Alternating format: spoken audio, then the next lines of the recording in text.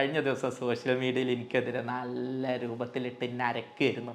എന്തേനു വിഷയം എന്ന് പറഞ്ഞാൽ, മരുന്നില്ലാത്ത ചികിത്സനെ പ്രോത്സാഹിപ്പിക്കണോ, അതല്ലെങ്കിൽ ഇതൊന്നും മരുന്ന് കുടിക്കേണ്ട വിഷയമല്ല എന്ന് പറഞ്ഞുകൊണ്ട് ആളുകളെ അത് ബോധവൽക്കരിക്കണോ എന്നുള്ളത്. പിന്നെ ഒരുപാട് പേര് ഉപദേശിക്കാറുണ്ട്, തിരുത്താറുണ്ട്, തെറ്റുകൾ പറഞ്ഞാൽ ചൂണ്ടിക്കാണിക്കാറുണ്ട്. അവരോടൊക്കെ ഭയങ്കര ഇഷ്ടം നിലനിർത്തിക്കൊണ്ട് തന്നെ പറയുന്നു, ഇത്തരക്കാരോട് ചിരിച്ചു തള്ളുകയാണ് നിങ്ങളുടെയൊക്കെ അത്തരം പോസ്റ്റുകൾ. കാരണം ഒരു ഡോക്ടർ പറഞ്ഞാൽ മരുന്ന് എഴുതാനുള്ള ആളല്ല. മരുന്ന് കുടിപ്പിച്ചിട്ട് കുറേ പൈസയും വാങ്ങിയിരിക്കുമ്പോഴല്ല ഒരു ഡോക്ടറാവണം. അങ്ങനെ ആരെങ്കിലും വിചാരിച്ചിട്ടുണ്ടെങ്കിൽ തെറ്റി. ഒരാൾ നല്ല ഡോക്ടറാവുന്നത് ഒരാൾ കുഴിയിൽ വീണിട്ട് അയാളെ കാല് നേരാക്കി കൊടുക്കുമ്പോഴല്ല. ഇത് കുഴിയാണ് കേട്ടോ, നിങ്ങൾ ആരും ഇവിടെ വിടരുത് കേട്ടോ, ഇങ്ങോട്ട് ചാടണ്ട കേട്ടോ എന്ന് പറഞ്ഞ് മനസ്സിലാക്കി കൊടുക്കുമ്പോൾ കൂടിയാണ്. ഞാൻ എപ്പോഴും അങ്ങനെ ആവാൻ ആഗ്രഹിക്കുന്നതാണ്. ഞാൻ സർക്കാർ മെഡിക്കൽ കോളേജിൽ സാധാരണക്കാരൻ്റെ നികുതി പണം വെച്ചിട്ട് ഡോക്ടറായ ആളാണ്. എന്നെ സർക്കാർ ഡോക്ടറാക്കാൻ വേണ്ടി ഒരുപാട് പൈസ ചിലവാക്കിയിട്ടുണ്ട്. എൻ്റെ ഉമ്മിപ്പി എപ്പോഴും പറയുന്ന ഒരു സംഗതിയാണ്, അത് പടച്ചോൻ എന്നോട് ചോദിക്കും, ഈ പൈസ കൊണ്ട് ഈ പഠിച്ചിട്ട് ഈ എത്ര പൈസ ഉണ്ടാക്കി എന്നുള്ളതല്ല, നിനക്ക് ഈ പൈസ കൊണ്ട് പഠിച്ചത് കൊണ്ട് സാധാരണക്കാർക്ക് എന്ത് തിരിച്ചു കൊടുക്കാൻ കഴിഞ്ഞു എന്നുള്ളതാണ്. ഇന്ന് ഈ ഞായറാഴ്ച എൻ്റെ കുടുംബത്തോടൊപ്പം നിൽക്കേണ്ട സമയം നിങ്ങളോടൊപ്പം വന്ന് ചിലവഴിക്കുന്നതും ഒരു കാര്യം അറിയുന്നത് എല്ലാവർക്കും പറഞ്ഞു കൊടുത്താൽ ഈ സോഷ്യൽ മീഡിയ ഒക്കെ ആകുമ്പോൾ ഒരുപാട് പേർക്ക് എത്തുമെന്നുള്ളത് കൊണ്ടാണ്. അപ്പോൾ അതുകൊണ്ട് തന്നെ ഒരൊറ്റ കാര്യം അസന്നിഗ്ധമായിട്ടാണ് പറഞ്ഞുതരാം. മരുന്നില്ലാതെ രോഗിയാക്കാതെ എക്സസൈസിലൂടെയും ഭക്ഷണത്തിലൂടെയും ആരോഗ്യം നിലനിർത്താനുള്ള കാര്യങ്ങൾ ഇനിയും പറയും. അതിനാരും ഒരു ബുദ്ധിമുട്ടും കരുതണ്ട. പരമാവധി ചികിത്സ ഇല്ലാതെ മരുന്നില്ലാതെ ആക്കുമ്പോഴാണ് സോഷ്യൽ മീഡിയ ഉപയോഗിക്കുന്ന ആളുകളും ഇത് പറയുന്ന ഞാനും വിജയിക്കുന്നത് എന്നുള്ളതുകൊണ്ട് ആർക്കെങ്കിലും അതിൽ ബുദ്ധിമുട്ടുണ്ടെങ്കിൽ തൽക്കാലം ആ വീഡിയോ അങ്ങ് സ്കിപ്പ് ചെയ്ത് പോയിക്കോളൂ എന്നുള്ളതാണ് പറയാനുള്ളത്. ഇന്ന് നമുക്കൊരു കാര്യം ചെയ്യാം. ഞാൻ ഇതിൽ കൂടുതലായിട്ട് ആളുകളോട് പറഞ്ഞിട്ടുണ്ടായിരുന്ന കൂടുതൽ ചൂഷണം നടക്കുന്ന കുറച്ച് മേഖലകളാണ്. ഒന്നാമത്തെ മേഖല എന്ന് പറയുന്നത് സെക്ഷുവൽ മെഡിസിൻ, ലൈംഗിക രോഗ ചികിത്സ. കാരണം ഇത് ആരോടും പറയില്ല. ചിലപ്പോൾ ഏതെങ്കിലും സ്ത്രീയായിട്ട് സെക്സ് ഉണ്ടായിട്ടുണ്ടാവും, അല്ലെങ്കിൽ ഭാര്യയായിട്ട് സെക്സ് ഉദാഹരണം നടക്കുന്നുണ്ടാവില്ല, അല്ലെങ്കിൽ ഭാര്യയ്ക്ക് പ്രശ്നങ്ങൾ ഉണ്ടാവും. സ്ത്രീകൾ ഒരുപാട് പേര് ഈ പ്രശ്നം അനുഭവിക്കുന്നുണ്ട്. ഇതുകൊണ്ട് തന്നെ ഇവർ തുറന്ന് പറയാതെ ഒന്നെങ്കിൽ ഇമ്മോറൽ ട്രാഫിക്, അതല്ലെങ്കിൽ വേലിചാട്ടം എന്ന് പറഞ്ഞിട്ടുള്ള സംഗതികളിലേക്ക് പോകും. അതല്ലാതെ ഇത് സഹിച്ച് പിടിച്ച് ഭാര്യയെ അഡ്ജസ്റ്റ് ചെയ്തിട്ട് ജീവിച്ച് ദാമ്പത്യമായിട്ട് പ്രശ്നങ്ങൾ ഉണ്ടായി, മാനസിക പ്രശ്നങ്ങൾ ഉണ്ടായി, അത് രോഗാക്കി മാറ്റും. ഇങ്ങനെയൊക്കെ വരാനുള്ള നല്ലൊരു ശതമാനം കാരണം ആളുകളുടെ അറിവില്ലായ്മ. ഇതുകൊണ്ട് തന്നെ പലരും, മുറിവൈദ്യന്മാരടക്കമുള്ള പലരും ഇതിനെ ചൂഷണം ചെയ്യും. അതുകൊണ്ട് അത്തരം സാഹചര്യങ്ങൾ ഒഴിവാക്കാൻ വേണ്ടിയിട്ട്, ഇത്തരത്തിലുള്ള ചൂഷണങ്ങൾ ഒഴിവാക്കാൻ വേണ്ടിയിട്ട് ഞാൻ ഒരു മടിയും കൂടാതെ ഇത്തരം കാര്യങ്ങൾ ആളുകളോട് പറഞ്ഞിരുന്നു. കാരണം ഒരു പനി എന്താ, തലവേദന എന്താ, ജലദോഷം എന്താ, അലർജി എന്താന്നുള്ള എല്ലാവർക്കും അറിയാം. ഇന്ന് അറിയാത്തതും അറിയേണ്ടതും ചൂഷണം ഒഴിവാക്കേണ്ടതുമായിട്ടുള്ള കാര്യം ഇത്തരത്തിൽ ലൈംഗിക വിദ്യാഭ്യാസം ഇല്ലാത്തതുകൊണ്ടാണ്.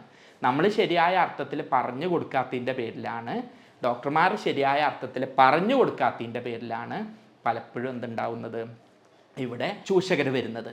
അപ്പോൾ അതുകൊണ്ട് തന്നെ ഇതിൻ്റെ ഒരു ബാധ്യത എഴുതിയിട്ട് തന്നെയാണ് ഞാൻ അന്നും പറയുന്നത് ഇന്നും പറയുന്നത്. ആ പറഞ്ഞ വീഡിയോയിൽ എന്താണെന്നുള്ളത് വീണ്ടും കേട്ടാൽ ആളുകൾക്ക് മനസ്സിലാവും. അപ്പോൾ നമുക്കൊരു കാര്യം ചെയ്യാം. ഇന്ന് ലൈംഗിക പ്രശ്നങ്ങൾ അനുഭവിക്കുന്ന ആളുകൾക്ക് ഈ പ്രശ്നങ്ങൾ ഇല്ലാതിരിക്കാൻ, അത് ശരിയായ ലൈഫിൽ സെക്ഷൽ എഡ്യൂക്കേഷൻ കൊടുത്തുകൊണ്ട് സെക്ഷൽ ലൈഫ് ആരോഗ്യകരമാക്കാൻ, അതിൽ തെറ്റേതാണ്, നെല്ലേതാണ്, പതിരേതാണ് എന്ന് മനസ്സിലാക്കിക്കൊണ്ട് കൃത്യമായ ദാമ്പത്യ ജീവിതം നയിക്കുന്നതിന് ആവശ്യമായിട്ടുള്ള കാര്യങ്ങൾ ഈ വീഡിയോയിൽ നമ്മൾ ചർച്ച ചെയ്യാം. മനുഷ്യന് വിശപ്പ് എന്ന് പറഞ്ഞ പോലെ, ദാഹം എന്ന് പറഞ്ഞ പോലെ, കാഴ്ച കേൾവി എന്ന് പറഞ്ഞതുപോലെ, നമ്മളുടെ ഹൃദയത്തിൽ രക്തമോടുക എന്ന് പറഞ്ഞ പോലെ അടിസ്ഥാനപരമായിട്ടുള്ള ഒരു സംഗതിയാണ് പ്രത്യുൽപാദനവും ലൈംഗികതയും. ഇത് ഓരോ ജീവികളിലുണ്ട്. ചിലർ മുട്ടയിട്ട് ഇതാക്കുന്നു, ചിലർ പ്രസവിച്ച് കുഞ്ഞുങ്ങളെ ആക്കുന്നു. ഇങ്ങനെ ആൺ പെൺ എന്നുള്ള രൂപത്തിൽ തന്നെയാണ് ദൈവം എല്ലാ മനുഷ്യന്മാരെയും സൃഷ്ടിച്ചിട്ടുള്ളത്. അതിലുണ്ടാവുന്ന ഒരു സംഗതിയാണ് മനുഷ്യനിലുമുള്ള സ്ത്രീയും പുരുഷനും അവരിലുള്ള ലൈംഗികതയും അത്തരത്തിൽ സൃഷ്ടികൾ അതിൻ്റെ അടുത്ത തലമുറയെ നിലനിർത്തുന്നതും. ഇത് പറയാൻ മടിക്കേണ്ട കേസുകളൊന്നുമല്ല. നിങ്ങളിപ്പോഴും പ്രത്യേകിച്ച് ഡോക്ടർമാരായിട്ടുള്ളവർ തന്നെ ഇതൊക്കെ പറയാൻ മടിക്കുക എന്നുള്ളത് ഒരിക്കലും പറ്റാത്തത് കൊണ്ടാണ്. പലരും ഇത് പറയാത്തത് കൊണ്ട്, ആളുകൾക്ക് അറിയാത്തത് കൊണ്ടാണ് ഇങ്ങനെ ക്യാമറൻ്റെ മുന്നിൽ വന്നിട്ട് നിങ്ങളോടിത് പറയുന്നത്. അപ്പോൾ ഈ ലൈംഗിക രോഗങ്ങൾ എല്ലാ ഭാഗത്തും രോഗം ഉണ്ടാവുന്ന പോലെ, തിന്ന് ഗ്യാസ് കയറി വയറ് വീർത്ത് ദഹനം നടക്കാതെ ഭക്ഷണം കഴിക്കാൻ പറ്റാത്ത പോലെ ലൈംഗിക പ്രശ്നങ്ങൾ ഉണ്ടായി സെക്സ് ചെയ്യാൻ കഴിയാതെ, ഭാര്യയെ തൃപ്തിപ്പെടുത്താൻ കഴിയാതെ പ്രശ്നങ്ങൾ ഉണ്ടാവുന്നുണ്ട്. ഒബ്വിയസ്ലി വേലിചാട്ടങ്ങളും മതിൽ ചാട്ടങ്ങളും ഒക്കെ ഉണ്ടാവുന്നുണ്ട്. അപ്പോൾ അതില്ലാതിരിക്കാൻ ഈ പ്രശ്നങ്ങൾ ഒഴിവാക്കിയിട്ടാൽ മതി. ഗ്യാസ് ഉണ്ട് എഴുതിയിട്ട് നമ്മൾ ഭക്ഷണം കഴിക്കാതിരിക്കില്ലല്ലോ, അതിനെ പ്രതിരോധിച്ച് മരുന്ന് കഴിച്ച് അത് ശരിയാക്കി എടുക്കുകയല്ലേ ചെയ്യുക. ഇത്തരത്തിലുള്ള രോഗമാണ് ലൈംഗിക രോഗങ്ങൾ. ഇതിനെ ശരിയാക്കേണ്ട കാര്യങ്ങളാണ് നമുക്കിന്ന് ചർച്ച ചെയ്യേണ്ടത്. ലൈംഗിക രോഗങ്ങൾ പുരുഷനിലും ഉണ്ടാവുന്നുണ്ട്, സ്ത്രീയിലും ഉണ്ടാവുന്നുണ്ട്. ലൈംഗിക രോഗങ്ങൾ ഉണ്ടായിക്കഴിഞ്ഞാൽ ചിലപ്പോൾ അവരുടെ ലൈംഗിക തൃപ്തിനെ ബാധിക്കുന്നുണ്ടാവുള്ളൂ, ചിലപ്പോൾ അത് കുട്ടിയാവുന്നതിനെ ബാധിക്കും. എക്സാമ്പിൾ പറഞ്ഞുതരാം. അപ്പോൾ നമുക്കൊരു കാർ ഉണ്ടെന്ന് കരുതുക, അതിൻ്റെ പെയിൻ്റൊക്കെ പോയിട്ടുണ്ട് കരുതുക. പക്ഷേ എൻജിനൊരു കേടും ഇല്ലെങ്കിൽ എന്തുണ്ടാവും, ആ വണ്ടിയായിട്ട് എങ്ങോട്ടും പോവാം, കാണുമ്പോൾ കുറച്ച് ചൊറുക്കിൻ്റെ കുറവുണ്ടാവും. എന്നാൽ പെയിൻ്റൊക്കെ അടിപൊളിയാണ്, എൻജിൻ മോശമാണ്, വണ്ടി സ്റ്റാർട്ടാവണില്ല, അല്ലെങ്കിൽ വണ്ടി വഴിയിൽ വെച്ച് നിന്ന് പോവുകയാണ്. ഇങ്ങനെയും സംഭവിക്കുക. അപ്പോൾ ലൈംഗിക രോഗത്തിന് 2 വശങ്ങളാണുള്ളത്. ഒന്ന് ഭാര്യയെ തൃപ്തിപ്പെടുത്തുക എന്നുള്ളത്, രണ്ടാമത് കുട്ടിയാവുക എന്നുള്ളത്. പലരും കുട്ടിയാവാതിരിക്കുമ്പോൾ അതിന് ചികിത്സ എടുക്കും. കാരണം എന്താണ്, ഇത് പ്രശ്നമാണ് എന്ന് കരുതിയിട്ട്. അങ്ങനെ നോക്കുമ്പോഴായിരിക്കും അതിൻ്റെ അടിസ്ഥാനപരമായി കൗൺസിലിംഗ് ഒക്കെ നടത്തുമ്പോഴായിരിക്കും മനസ്സിലാവുന്നത് ആൾക്കാർ അടിപൊളിയാണ്. ഞാൻ നേരത്തെ പറഞ്ഞ പോലെ വണ്ടിയൊക്കെ അടിപൊളിയാണ്, നല്ല ഒന്നാന്തരം പെയിൻ്റാണ്, ടയറും ഉഷാറാണ്, എൻജിൻ മോശമാണ് എന്നുള്ളത്. അവരുടെ മാനസികമായിട്ടുള്ള പ്രശ്നങ്ങൾ ഉണ്ടാവില്ല, ഒന്നും ഉണ്ടാവില്ല. പക്ഷേ സെക്സ് നടക്കുന്നുണ്ടാവില്ല, പുരുഷന് ഉദാഹരണം ഉണ്ടാവില്ല, അല്ലെങ്കിൽ ചെയ്യാൻ പേടിയായിരിക്കും, അല്ലെങ്കിൽ അറിവില്ലായ്മയായിരിക്കും. ഇത് സ്ത്രീയിലും സംഭവിക്കുന്നുണ്ട്. അവൾക്കിത് മുൻ അനുഭവങ്ങളുടെ പേരിൽ സെക്സ് ചെയ്യാൻ കഴിഞ്ഞിട്ടില്ല, അല്ലെങ്കിൽ ഇതിൽ നന്നായിട്ട് പ്രയാസങ്ങൾ ഉണ്ടാവും, ഇത്തരം സംഗതികൾ ഉണ്ടാവും. ഇനി രണ്ടാമത്തെ ഒരു ഭാഗം കൂടെ പറഞ്ഞുതരാം. ഇത് ആളുകൾക്ക് സെക്സൊക്കെ നടത്തുന്നുണ്ട്, പക്ഷെ തൃപ്തിയാവുന്നില്ല. ഉദാഹരണം നടക്കുന്നുണ്ട്, പെട്ടെന്ന് സ്ഖലനം സംഭവിക്കുകയാണ്, അതല്ലെങ്കിൽ കുറേ നേരം നിൽക്കുകയാണ്, ഭാര്യ തളർന്നു പോവുകയാണ്. അതല്ല, ഇത് ഉദാഹരണം സംഭവിക്കുന്നുണ്ട്, ഇടയിൽ വെച്ചിട്ട് ചെറുതായിട്ട് പോവുകയാണ്. ഇങ്ങനെ പല കാര്യങ്ങളും ഇതിലുണ്ട്. ഇതിൽ തന്നെ ഏറ്റവും പ്രശ്നം അനുഭവിക്കുന്ന സംഗതി എന്താണെന്ന് പറഞ്ഞു കഴിഞ്ഞാൽ, ചില ആളുകൾ വന്നിട്ട് പറയുന്നുണ്ട്, ഡോക്ടറെ 2ാമത്തെ കല്യാണമാണ്, ഭാര്യ മരണപ്പെട്ടു പോയി, പക്ഷേ എനിക്കിപ്പോൾ അതൊരു പ്രശ്നമല്ല, സെക്സ് കിട്ടിയിട്ടില്ലെങ്കിൽ, എനിക്കിപ്പോൾ 60 വയസ്സായി, പക്ഷേ ഞാൻ കല്യാണം കഴിച്ചിട്ടുള്ള കുട്ടിക്ക് ആകെ 35 വയസ്സായിട്ടുള്ളൂ, ഇതുവരെ കല്യാണം ഓളത് കഴിഞ്ഞിട്ടില്ല, ഓൾക്ക് ജീവിതത്തിൽ ഈ തൃപ്തി എന്താണെന്ന് അനുഭവിച്ചു കൊടുക്കണം എന്ന് പറയാറുണ്ട്. ചിലർ ഒരല്പം കൂടെ കടന്ന് പറയാറുണ്ട്, ഡോക്ടറെ എനിക്ക് പേടിയാണ്, ഞാൻ വയസ്സായ ആളാണ്, ഇവൾ ചെറിയ പെൺകുട്ടിയാണ്, അപ്പോൾ എന്തെങ്കിലും തെറ്റ് പറ്റുമോ എന്നുള്ളത് പേടിയുണ്ട് എന്നുള്ളതൊക്കെ പറയാറുണ്ട്. അപ്പോൾ ഇവിടെയൊക്കെ മാനുഷികമായി നിന്നുകൊണ്ട് അത് ക്ലിയർ ചെയ്യുക എന്നുള്ളത് ഒരു ഡോക്ടറുടെ ഉത്തരവാദിത്തമാണ്. അത് ഇനിയും ചെയ്യും. ഞാൻ നിങ്ങളുടെ ഒരു പിന്തുണയാണ് ഇതിൽ അഭ്യർത്ഥിക്കുന്നത്. എൻ്റെ അടുത്തേക്ക് ചികിത്സയ്ക്ക് വരാനല്ല ഈ വീഡിയോ ഒന്നും പറയുന്നത്. നിങ്ങൾ എൻ്റെ അടുത്ത് വന്നവർക്കറിയാം, അല്ലെങ്കിൽ ഇന്നൊന്ന് ബന്ധപ്പെട്ടവർക്കറിയാം, ഞാൻ രാത്രി വളരെ വൈകി വീട്ടിൽ പോകുന്ന ആളാണ്. അപ്പോൾ ഇനിയിപ്പോൾ വീഡിയോ ചെയ്ത ആൾ വരേണ്ട ഗതികേടൊന്നും ഇല്ല. കഴിവതും നിങ്ങൾ ആരും വരാതെ നിങ്ങളെ ബോധവൽക്കരിക്കുമ്പോൾ അത് ഞാൻ ആസ്വദിച്ച് ജോലി ചെയ്യുകയാണ്. അപ്പോൾ പറ്റുകയാണെങ്കിൽ ഇതൊക്കെ ഒന്ന് ഷെയർ ചെയ്ത് പരമാവധി എല്ലാവരിലും എത്തിക്കുകയാണെങ്കിൽ ഇത്തരത്തിൽ വിമർശനം ഉന്നയിച്ചവർക്കൊക്കെ പോസിറ്റീവായിട്ട് മറുപടി കൊടുക്കാൻ പറ്റും. അതാണ് ഈ വീഡിയോ കാണുന്നവരോടുള്ള എൻ്റെ ഒരു റിക്വസ്റ്റ്. അപ്പോൾ ഞാൻ കാര്യത്തിലേക്ക് വരാം. ലൈംഗികത എന്ന് പറഞ്ഞാൽ ഏറ്റവും കൂടുതൽ തെറ്റിദ്ധരിപ്പിക്കപ്പെട്ടിട്ടുള്ള ഒരു സംഗതിയാണ്. എന്താ കാരണം, ഇതാരും പറഞ്ഞു കൊടുത്തിട്ടില്ല, പറഞ്ഞത് ശരിയായ അറിവല്ല. അപ്പോൾ അങ്ങനെ ഉണ്ടാകുമ്പോൾ എന്താണ്, പല അശ്ലീല പുസ്തകത്തു നിന്നോ വെബ്സൈറ്റിൽ നിന്നൊക്കെ കണ്ടിട്ടുള്ള സംഗതിയാണ്. എനിക്ക് പലരും വരാറുണ്ട്, ഡോക്ടറെ എനിക്ക് ഇപ്പോഴും 1 മണിക്കൂറൊന്നും കിട്ടുന്നില്ല എന്ന് പറഞ്ഞിട്ട്. ഞാൻ അവരോട് പറയും, ആരേത് 1 മണിക്കൂർ കിട്ടണം എന്ന് പറഞ്ഞത് എന്ന് ചോദിക്കാറുണ്ട്. അല്ലെങ്കിൽ ഇവർ പറയും, ഡോക്ടർ എൻ്റെ ലിംഗ ആകെ 15 ഇതേ ഉള്ളൂ, അല്ലെങ്കിൽ 10 സെൻറ്റിമീറ്ററേ വരുന്നുള്ളൂ, അല്ലെങ്കിൽ ഇത്രേ വരുന്നുള്ളൂ എന്ന് പറയും. ഞാൻ പറഞ്ഞത് 1 മീറ്റർ ഉണ്ടാവണം, നിങ്ങൾ എവിടുന്നാ കണ്ടത്, ആരാ നിങ്ങളോട് ഇത് പറഞ്ഞത്, അല്ല എൻ്റെ ഭാര്യയ്ക്കറ്റ് അങ്ങനെ തോന്നും അത് വലിപ്പമില്ല എന്നുള്ളത്. അപ്പോൾ അതിനൊക്കെ കുറച്ച് ഉത്തരങ്ങൾ പറയാണ്ട്. ഇതൊന്നും അങ്ങനെ പേടിക്കേണ്ട സാധനമല്ല. ഒന്നാമത്തെ സംഗതി പറഞ്ഞാൽ ഇതിൽ ശരിയായ അറിവുണ്ടാവുക എന്നുള്ളതാണ്. ഞാൻ എൻ്റെ വരുന്ന രോഗികളോടൊക്കെ പറയും, നമ്മളെ ലൈംഗികാവയവം എന്നുള്ളത് നമ്മളുടെ ലിംഗം മാത്രമല്ല, യോനിയോ പെനിസോ മാത്രമല്ല, നമ്മളെ തലച്ചോറും കൂടിയാണ്. അതല്ലാതെ എന്തല്ല, ഈ ലിംഗത്തിനനുസരിച്ച് മാത്രമല്ല നമ്മളെ ലൈംഗികത ഉള്ളത്. അപ്പോൾ ആദ്യം മനസ്സിലാക്കേണ്ടത്, നിങ്ങൾ ഈ പുരുഷൻ്റെ കാര്യത്തിൽ 2 തരത്തിലാണ് പ്രശ്നങ്ങൾ ഉണ്ടാവുക. സ്ത്രീക്കും പുരുഷനും പ്രശ്നം ഉണ്ടാകുന്ന ഒരു സംഗതി മാനസിക പ്രശ്നങ്ങളും അറിവില്ലായ്മയാണ്.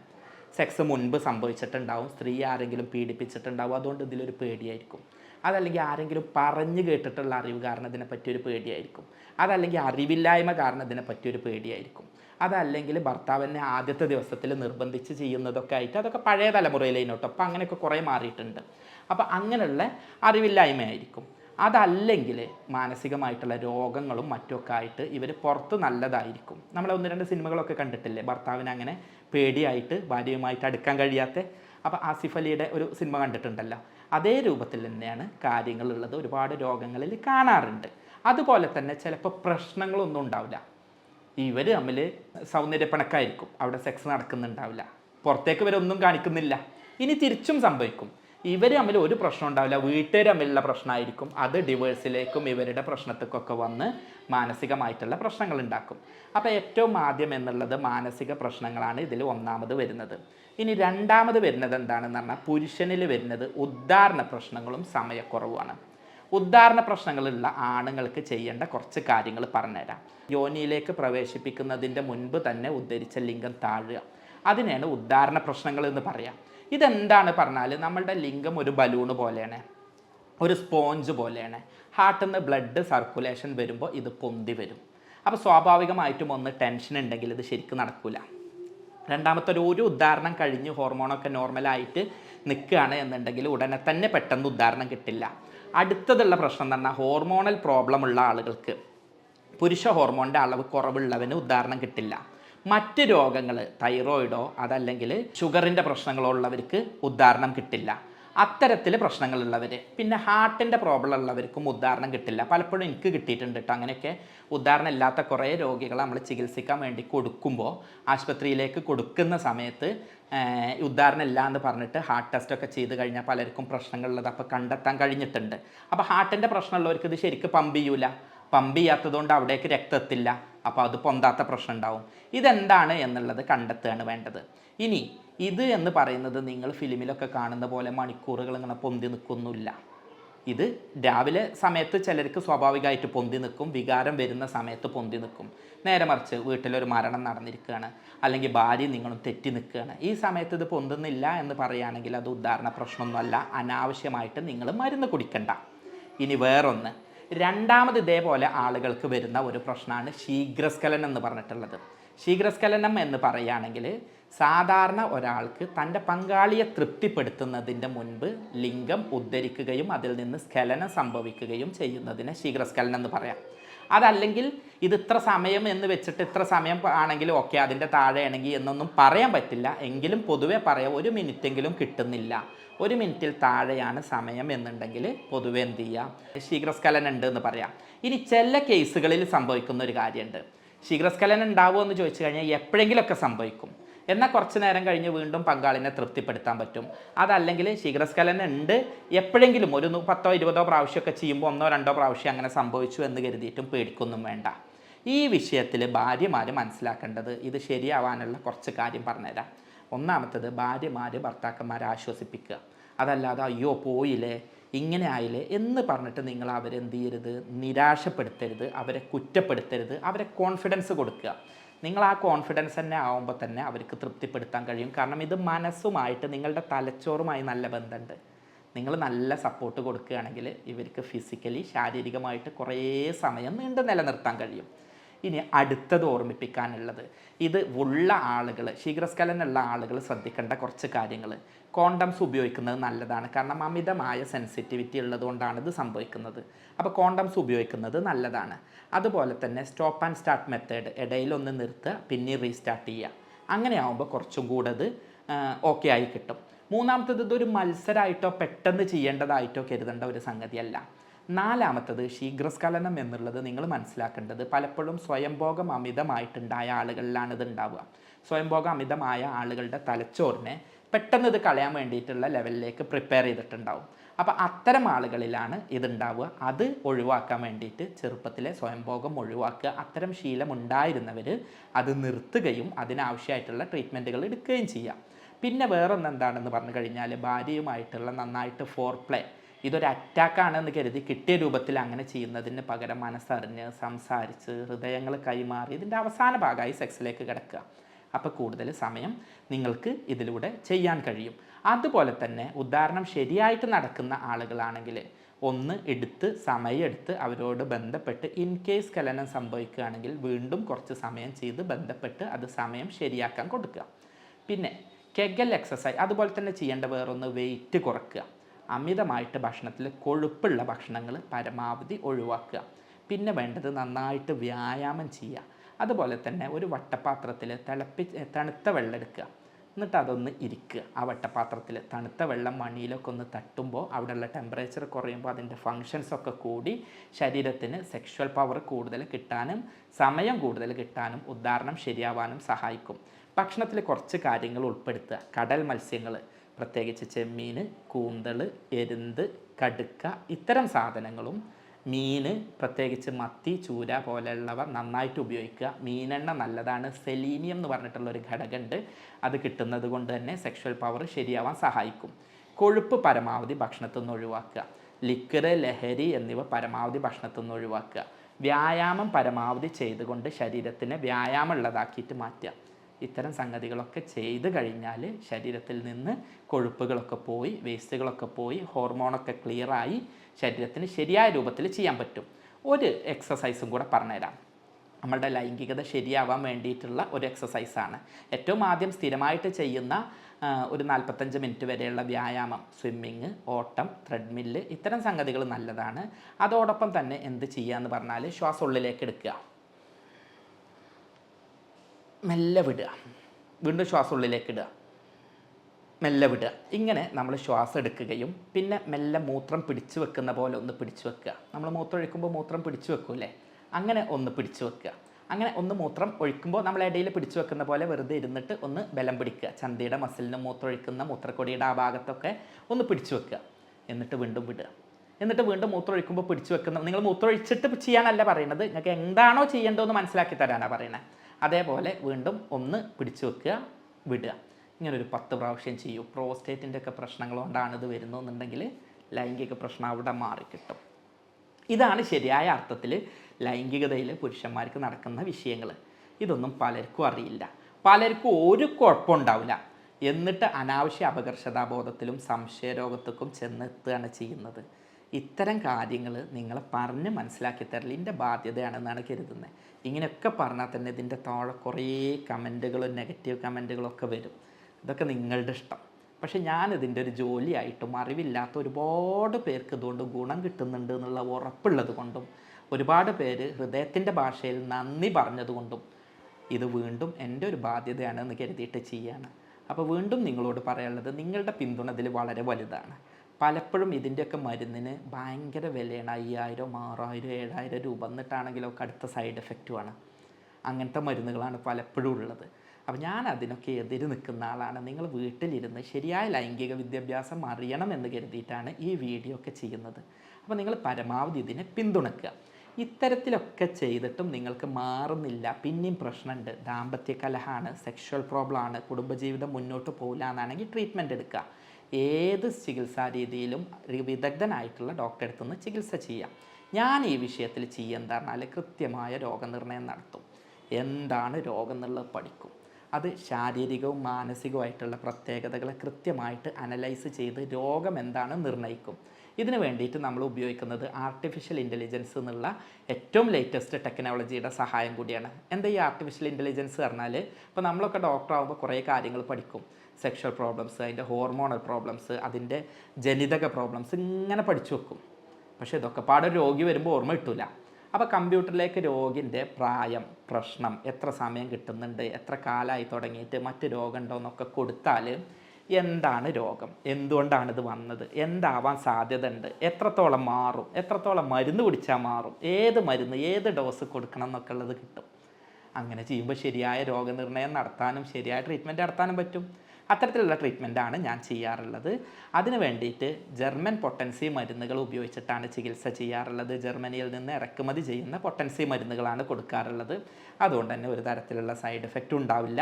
ഇത് കുടിച്ചാൽ കിഡ്നിക്കോ ഒറ്റ പ്രശ്നങ്ങളോ ഇല്ലാതെ തന്നെ ഈ അസുഖങ്ങൾ മാറ്റിയെടുക്കാൻ കഴിയും എന്നുള്ളതാണ് മുൻകാല അനുഭവം. അപ്പോൾ അതുകൊണ്ട് തന്നെ പറയുന്നത്, എങ്ങനെ പറ്റ കുടുങ്ങിയിട്ട് കഴിയാത്തൊരവസ്ഥ വരികയാണെങ്കിൽ മാത്രം ചികിത്സ എടുക്കുക. ഇങ്ങനെ കുടുങ്ങി നിൽക്കുകയാണെങ്കിൽ ചികിത്സ ഇല്ലാന്ന് കരുതിയിട്ട് നിരാശപ്പെടാൻ മാത്രമൊന്നുമില്ല, മാറ്റിയെടുക്കാവുന്നതേ ഉള്ളൂ. ആർക്കെങ്കിലും നേരിട്ട് വരാൻ പ്രയാസമുണ്ട് എന്നുണ്ടെങ്കിൽ, കാരണം ഇത്തരം കാര്യങ്ങളൊക്കെ പലർക്കും ആശുപത്രിക്ക് വരാൻ മടിയാണ്.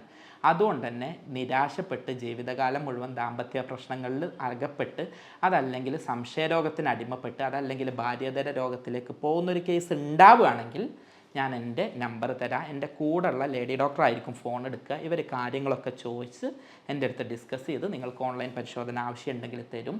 വീണ്ടും പറയാണ്, പരിശോധനയ്ക്ക് വരാതിരിക്കാൻ വേണ്ടിയാണ് പറയുന്നത്. അനിവാര്യത ഉണ്ടെങ്കിൽ മാത്രമാണ് നമ്പർ തരുന്നത്. എൻ്റെ കൂടെയുള്ള ഡോക്ടറായിരിക്കും അത് നോക്കിയിട്ട് കാര്യങ്ങൾ ചെയ്യുന്നത്. സ്നേഹത്തോടെ doctor Basil Yusuf, doctor Basil's homeo hospital, Pandikkad, Malappuram ജില്ല, നടക്കാവ്, കോഴിക്കോട്.